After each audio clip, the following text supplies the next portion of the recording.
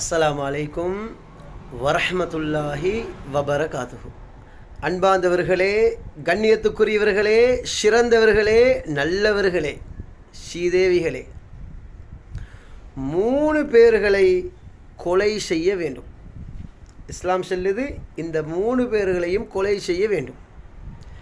முதலாவது யாரு?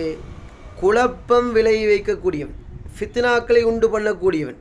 அப்படி என்றா குடும்பங்களுக்கு மத்தியில், ஊர்களுக்கு மத்தியில், நாடுகளுக்கு மத்தியில் குழப்பத்தை உண்டு பண்ணக்கூடியவன், குழப்பத்தை உண்டு பண்ணி முழு சமுதாயத்தையும் ஃபசாது செய்யக்கூடியவன், இவனை கொலை செய்ய வேண்டும்.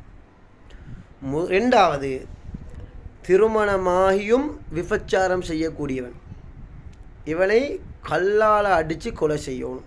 இஸ்லாம் சொல்லுது, இரக்கம் காட்டலாம். மூணாவது, சூனியம் செய்யக்கூடியவன்.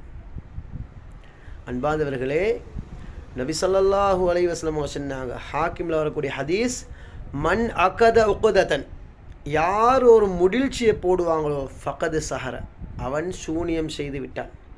வமன் சஹர, யார் சூனியம் செய்வாங்களோ ஃபகது கஃபர, அவன் காஃபிராகி விட்டான். இப்போ சூனியம் செய்யக்கூடியவங்க சூனியம் செய்ய போகிறாங்களே, அவங்க எப்படி காஃபிர் ஆகுவாங்க? எப்படி காஃபிர் ஆவாங்க? அது பெரிய சப்ஜெக்ட், அதை பேச மாட்டேன். சூனியம் செய்யும் பொழுது போகிறான் தானே, முதலாவது அல்லாஹ் ஒரு கடவுளுக்காக வேண்டி என்ன செய்வாங்க? ஒரு இரத்த தானம் செய்வாங்க.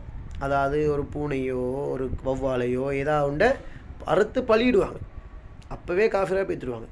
ரெண்டாவது, அந்த காளி அந்த அந்த அல்லாஹ் அல்லாத கடவுளை அவங்க வணங்க தொடங்குவாங்க.